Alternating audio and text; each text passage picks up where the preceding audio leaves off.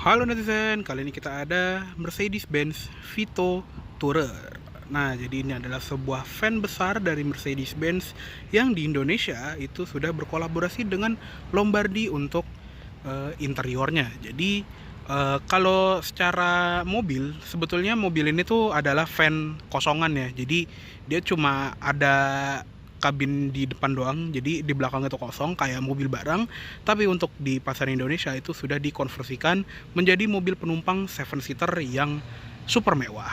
Dan ini mobilnya lagi kita pakai di Kendara untuk review jalan. Dan buat kalian yang penasaran tentang rasa berkendara dari Mercedes-Benz Vito ini, bisa lihat link di description di bawah ya kalau misalnya videonya sudah tayang. Oke, yuk langsung kita masuk ke dalam dulu. Untuk kuncinya dia masih menggunakan kunci pistol khas Mercedes-Benz yang lama ya.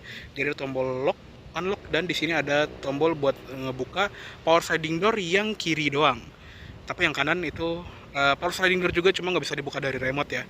Dan dia juga belum ada kayak semacam smart entry gitu, jadi tetap harus colok kunci. Dan di interior depan ini sebetulnya nggak biasa, nggak bagus-bagus amat gitu ya, maksudnya nggak sespesial yang ada di kabin belakang. Untuk di joknya emang ini udah dikonversiin juga sama Lombardi jadi jok yang lebih mewah, joknya udah kulit juga pastinya, walaupun pengaturannya masih serba manual ya.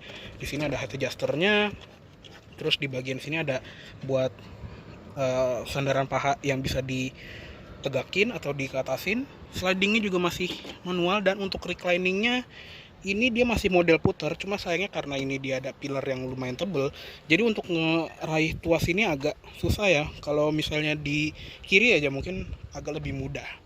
Oke, yuk langsung kita masuk ke kabin dalamnya. Dan dia juga belum menggunakan start stop engine button, jadi ini masih harus dicolok dan diputar ke kanan untuk menyalakan mesinnya. Oke, mesin udah nyala, yuk langsung kita tutup dulu pintunya. Oke, sekarang kita sudah berada di dalam Mercedes-Benz Vito. Dan untuk setirnya, ini juga setirnya masih layout yang Mercy lama ya. Jadi tombol-tombolnya tuh agak beda, belum kayak Mercedes yang sekarang yang udah menggunakan trackpad. Dan di bagian setirnya juga dia sudah tilt teleskopik yang khas mobil Eropa juga ya. Di sini dia masih manual walaupun lengkap, tapi ya namanya juga mobil van, ini nggak begitu penting lah, yang penting kan kapasitas di belakangnya ya. Dan untuk kulitnya juga ini juga kayaknya udah diubah juga sama Lombardi, karena jahitannya untuk sebuah van cukup racing ya, jahitannya warna merah. Dan ada panel perforated di sisi kanan kirinya juga. Tadi ya untuk tombol setirnya juga ini layoutnya masih yang lama, masih kursor 4 arah gini, belum ada yang trackpad. Di sebelah kanannya sini juga belum ada yang cruise control integrated, jadi ini cruise controlnya masih yang pakai tuas di belakang setir ini. Dan ada speed limiter juga. Untuk di belakangnya juga ini ada tuas lampu sein, tuas wiper, dia sudah auto wiper, ada pengaturan wiper belakang dan dim. Terus di belakang setir ini juga ada pedal shift untuk menurunkan dan menaikkan gigi. Di belakangnya yang sebelah kanan sini itu juga ada tuas transmisi Mercedes-Benz yang cukup. Kita injek rem, dorong ke bawah untuk masuk ke drive, dorong setengah ke atas untuk netral, dan dorong ke atas full untuk masuk gigi mundur. Dan untuk posisi park tinggal pencet ujungnya aja. Dia sudah 7G-tronic, jadi transmisi 7 percepatan automatic torque converternya khas Mercedes-Benz, tapi belum 9G-tronic ya, belum 9 speed. Dan untuk gauge clusternya juga ini masih simple, masih serba analog, jarumnya masih physical, ada speedometer, jarum bensin, tachometer, dan temperatur mesin. Di tengah juga ada MID yang masih multipixel, jadi masih belum berwarna layarnya. Di sini ada jam digital, speedometer dalam format mile per hour, dan ada odometernya di sini ya, udah 5.339 km. Di atasnya juga ada trip meter, sama ada temperatur udara luar. Di bagian bawah kanannya ini juga ada gear indicator. Terus di sini ada kayak konsumsi BBM dan kecepatan rata-rata, ada range dan instant fuel consumption meter. Terus ada speedometer digital juga. Dan kalau kita ke kanan ini ada sambungan audio, telepon. Di sini juga ada attention assist, jadi kayak dia akan ngingetin kita kalau kita udah kelamaan nyetir. Di service ini juga ada pesan-pesan kayak misalnya harus service, atau di bagian sini ada juga TPMS, dan ada assist plus ini kayak pengingat service. Dan di bagian setting ini juga kita bisa ngeset odometernya mau satuan kilometer atau mil, bahasa juga bisa diatur, ada banyak. Terus ada ini juga di bagian bawah sini juga ada permanen display ini, speedometer yang atas itu bisa diganti dari speedo format mile per hour atau temperatur udara luar. Di sini juga ada settingan tanggal, settingan lampu, intelligent light system juga bisa diatur. Terus ada locator lighting kayak ini welcome light gitu. Settingan kendaraan juga ada winter speed limit dan sensor auto wipernya mau standar, sensitif atau biasa aja. Dan balik ke layar MID. Jadi lumayan lengkap, tapi emang nggak selengkap Mercy yang sudah kekinian ya.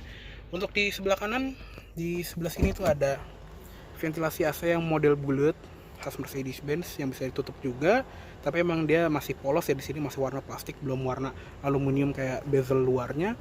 Di bagian bawah sini ada card holder dan pengaturan lampu juga sudah auto. Di sini ada lampu senja, lampu utama, dan ada parking lights kanan kiri ya.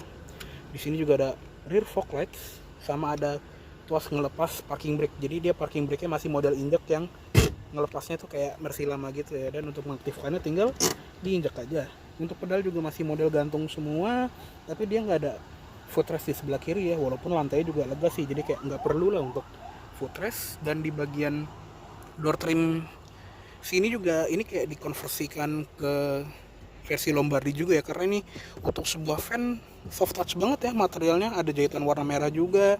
Di sini ada wood panel dan handle-nya ini warna chrome. Ada tombol central lock. Di sini ada pengaturan spion yang bisa dilipat secara elektrik, dan spion kanan luarnya ini juga sudah auto dimming, auto up down, power window di kedua jendela depan, tapi jendela yang belakang itu jendela mati ya, jadi nggak bisa diturunin. Ada tempat penyimpanan di sini, ada speaker, dan ada kayak cup holder gini. Ini juga botol bisa tenggelam gini karena saking gedenya ruangan yang ada di bagian sini. Terus di bagian dashboard atas itu juga ada cup holder ya, karena ini mobil van basisnya, jadi banyak tempat penyimpanan yang sangat praktis. Kayak di sini ada tempat penyimpanan, di atas sini ada tempat penyimpanan, dan di situ juga ada tempat penyimpanan. Lanjut ke atasnya sini ada sun visor pengemudi yang ada cermin, lampu rias halogen, dan selipan untuk kartu. Spion tengah sudah auto dimming, sun visor kiri juga sama, ada cermin dan lampunya. Dan untuk lampu kabin di tengah ini juga sudah LED, tapi warnanya warm white ya, jadi kesannya tuh mewah. Ada lampu baca kanan kirinya juga di sini. Terus ada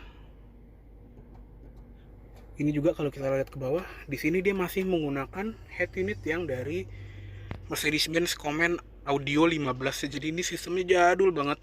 Ini seinget gue kayak di Mercedes-Benz W204 atau C-Class yang satu generasi sebelum sekarang. Jadi ini udah jadul banget ya, tapi nggak apa-apa lah, namanya juga ini mobil van ya, jadi nggak dipentingin untuk soal infotainmentnya. Yang penting kan payloadnya yang besar.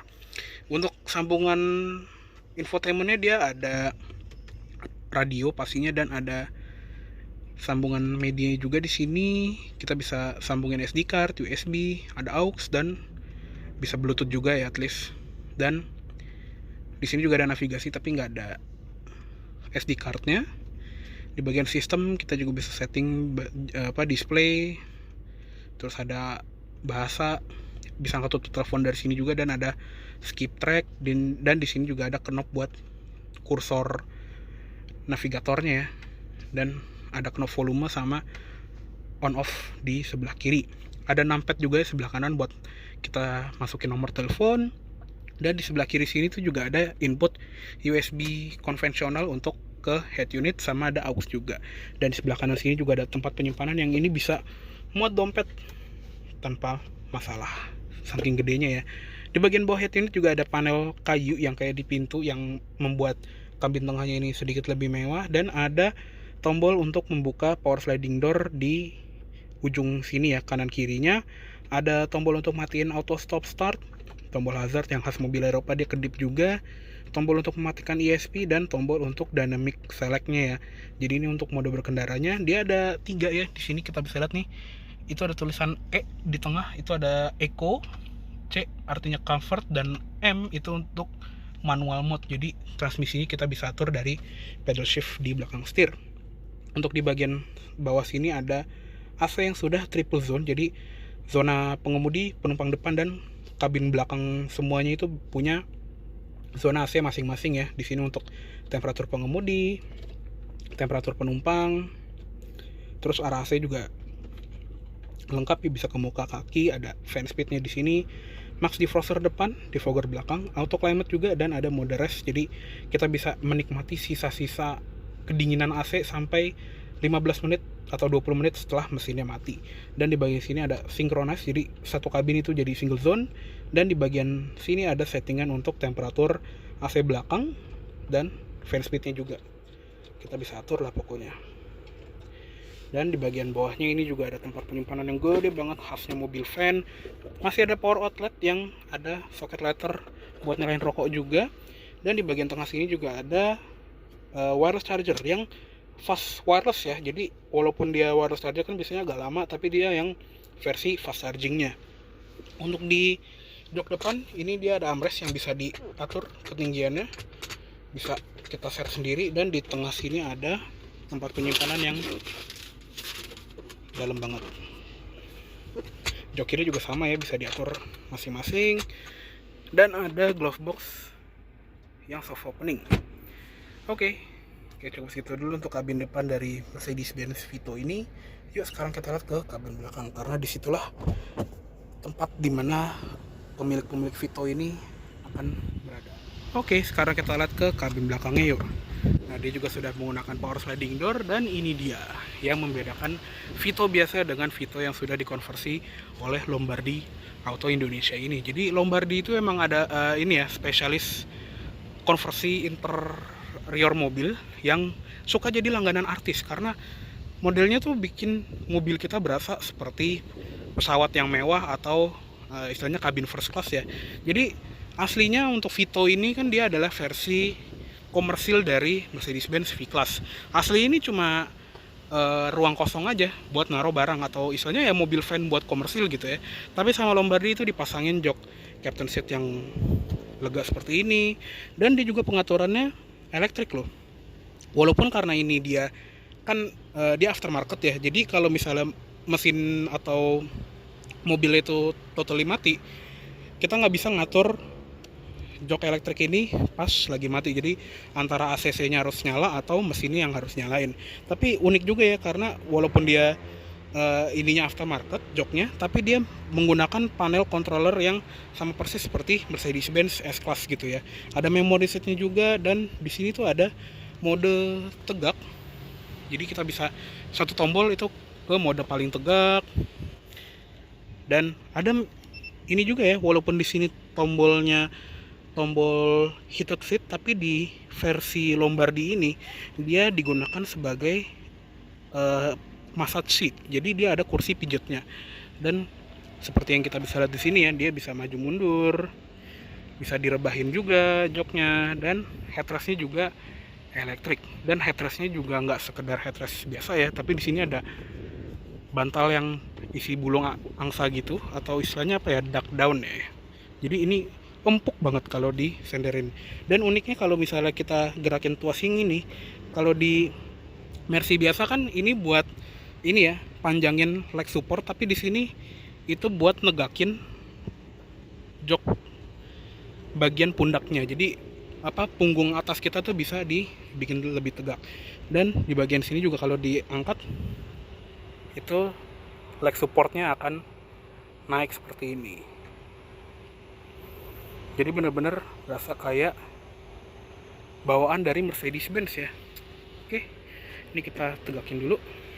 Dan satu tombol ya, tadi dia langsung ke posisi yang paling tegak. Mungkin kalau ada satu tombol lagi ke posisi yang paling tidur, kayaknya akan lebih keren lagi ya. Oke, yuk langsung kita masuk ke kabinnya si Mercedes-Benz Vito Lombardi ini. Dan oh iya, untuk bukan ngelipet, nutup power sliding door bisa dari tuas yang di sini, atau satu tombol aja dia bisa nutup. Dan seperti inilah rasanya duduk di kabin belakangnya Mercedes-Benz Vito. Jadi untuk legroom di posisi yang paling mundur ini lega banget ya. Ini paling mundur tuh, lega banget, kita bisa selonjoran sampai bener-bener maksimal, dan kita nggak akan mentok sampai jok baris pertama ya. Jadi bener-bener lega. Dan yang spesialnya juga dari Lombardi ini, selain di sini ada tulisan Lombardi yang kelihatannya mewah, di masing-masing jok kiri kanan ini dia ada mejanya. Jadi ini meja yang lumayan mirip seperti meja portable-nya Mercedes-Benz Maybach. Nah, seperti ini juga bisa ditutup, bisa dijadiin armrest, dan kita bisa buka laptop atau mau makan makanan ringan. Dan mejanya sih cukup kokoh ya, walaupun agak goyang-goyang sedikit, tapi oke lah. Ini buat istilahnya conversion job, bukan yang bawaan pabrik Mercedes-Benz-nya langsung. Ini udah keren banget, dan bisa dilipat juga tadi ya. Ini kita lipat lagi. Jadi ini bener-bener kayak Maybach lah istilahnya. Dan ini kita masukin sampai udah klik, baru bisa ditutup lagi. Jadi lega banget ya rasanya. Dan di belakang sini juga ada grab handle, ada lampu baca di sebelah kiri sama sebelah kanan juga, bahkan di belakang di grab handle belakang juga ada. Dan masing-masing baris itu juga ada ventilasi AC-nya yang bisa diatur buka tutupnya di sini. Yang sayangnya emang dia nggak ada pengaturan AC di belakang kayak Mercedes-Benz V260. Jadi untuk pengaturan AC itu cuma bisa diatur dari controller AC di depan aja. Itu doang sih minusnya. Dan di belakang jok baris pertama ini itu juga ada layar tablet seperti ini yang dari Android gini ya. Dan kerennya tuh dia ada animasi openingnya gini dari Mercedes-Benz. Dan di sini juga kayak ngasih tahu untuk selalu pakai seat belt. Dan emang sih loadingnya lumayan lama, tapi enaknya karena ini Android, jadi kita bisa masing-masing memainkan media yang beda. Jadi kalau yang kiri mau nonton YouTube atau yang kanan mau nonton Netflix gitu, itu bisa. Jadi di sini ada aplikasinya, bisa mirroring juga nih pakai AirPlay. Dan ada Android Auto, bisa main Angry Bird, bisa main Cut the Rope, bisa lihat galeri juga. Dan kerennya di sini bisa buka Netflix. Cuma emang harus ini ya, nggak bisa connect karena harus connect ke WiFi. Jadi untuk settingannya juga ini bisa lengkap banget ya, bisa Bluetooth, setting WiFi. Ini banyak banget. Ya pokoknya bener-bener kayak tablet Android pada umumnya gitu. Jadi lengkap banget. Dan kerennya juga di sini tuh ada wallpaper Mercedes-Benz V-Class atau Vito. Oke. Untuk di belakang sih kayaknya cuma segini aja. Oh iya, hampir lupa, di belakang sini itu juga ada yang unik ya. Jadi di belakang center console ini ada colokan ya, modelnya kayak colokan rumah gitu. Dia 230 volt dan maksimalnya 150 watt. Di sini juga ada input USB 1 buah dan ada soket 12 volt dengan lighternya juga. Enggak cuma itu, di bagian bawahnya itu juga ada tempat penyimpanan yang dalam banget nih. Powerbank segede gini aja kayak tenggelam di balik center console situ, yang lega banget. Oke, untuk kabin belakang sih seperti ini aja. Dan yuk langsung kita lihat ke eksteriornya aja yuk. Oke, sekarang kita lihat ke ruang mesinnya dulu ya. Nah, untuk mesinnya dia itu menggunakan mesin, wah ini kapnya berat banget. Dia menggunakan mesin 2000 cc 4 silinder turbo dengan tenaga 211 HP dan torsi 350 Nm. Jadi dia mesinnya sama seperti Mercedes-Benz V260 yang sekarang lagi dijual. Jadi sekarang Mercedes-Benz komersial itu, kecuali yang truk ya, untuk fan-nya sekarang udah nggak ada yang versi diesel lagi. Karena dulu sempat ada V-Class yang bermesin diesel, yaitu V220D. Cuma sekarang dia mesinnya bensin aja ya, baik di V-Class ataupun di Vito. Dan tadi ya tenaganya itu disalurkan ke roda belakang melalui transmisi 7G-tronic atau transmisi 7 speed automatic torque converter khas Mercedes-Benz. Ya, jadi emang drivetrainnya belum sebaru kayak Mercedes yang sekarang yang sudah menggunakan 9G-tronic ya transmisinya, atau transmisi 9 percepatan mereka. Dan untuk rong mesinnya juga standar lah ya, khasnya V-Class, dan ini juga belum pakai hidrolik. Jadinya cupnya itu masih harus diangkat secara manual. Dan untuk tampilan depan dari Mercedes-Benz V-Class ini juga udah kayak Mercy yang baru ya, yang desainnya tuh udah modern dan cukup mewah. Jadi untuk sebuah mobil van, mobil barang, ini bisa dibilang adalah van termewah saat ini ya.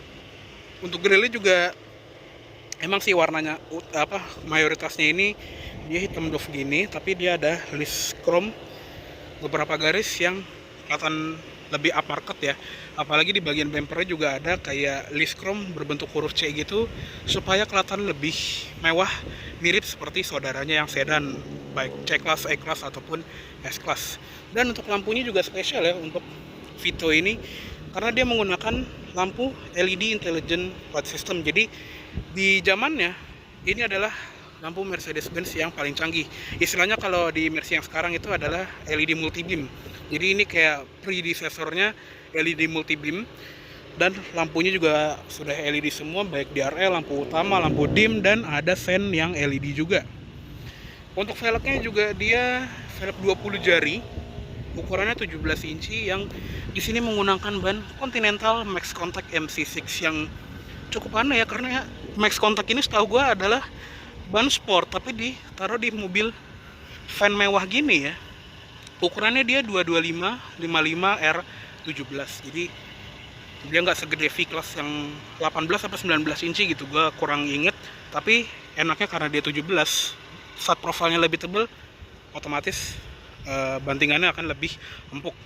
Remnya juga disc brake. Untuk sennya juga dia masih model yang nempel di fender gini, belum yang di cover spion.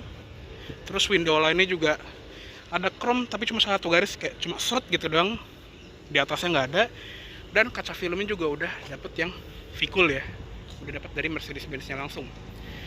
Dan untuk di belakang ini juga ngotak banget ya, namanya juga van, mobil barang, udah kotak gini aja. Di atas juga cuma ada Hammond stop lamp aja, nggak ada spoilernya, nggak ada ini juga ya, kaca yang kayak di V-Class. Jadi kalau di V-Class yang V260 itu kita bisa buka kacanya doang atau buka satu tailgate full.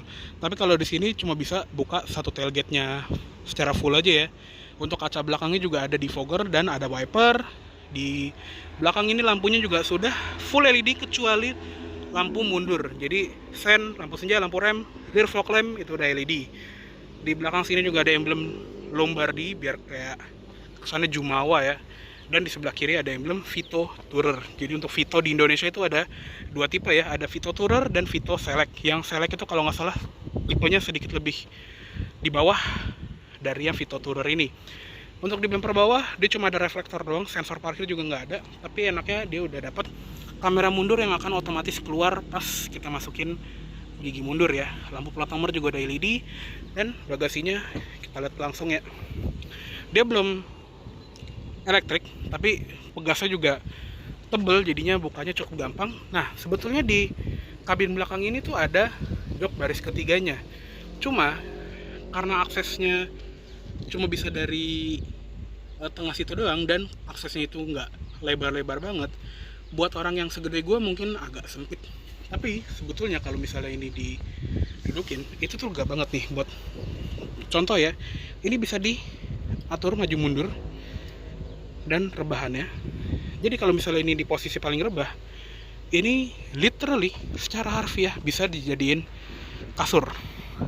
Dan di bagian sini juga ada storage kecil buat nyimpen barang kayak kanebo atau apapun gitu ya. Di sebelah kanan sini juga ada subwoofer. Nah, ini kalau misalnya di posisi paling tidur seperti ini, itu beneran rata, bisa kayak kasur. Jadi lega banget ya. Dan seat belt juga ada 3, jadi di tengah sini tuh bisa buat 3 orang. Tapi kalau misalnya nggak ada orang di tengah, ini bisa diturunin, bisa dijadiin armrest dengan 2 buah cup holder. Dan di sebelah kiri juga ini udah bagusin lagi sama Lombardia, karena di bagian sini tuh dikasih soft touch dengan jahitan warna merah. Ada wood panel juga di sebelah situ deket pintu. Jadi ini lega banget ya. Cuma emang aksesnya mungkin karena joknya ini jok aftermarket ya, jadinya configurable-nya itu enggak sebaik kalau misalnya joknya itu bawaan pabrik dari Mercedes-Benz-nya langsung. Tapi overall ini adalah sebuah van yang sangat mewah. Oke. Yuk langsung kita tutup lagi. Di sini juga dikasih hook ini ya buat nutup pintu bagasinya. Dan langsung kita tutup aja. Oke deh. Oke, cukup segitu dulu untuk review dari Mercedes-Benz Vito Tourer Lombardi kali ini. Mohon maaf apabila salah kata-kata dalam penyampaian review. Terima kasih banyak telah menonton. Sampai jumpa di video selanjutnya.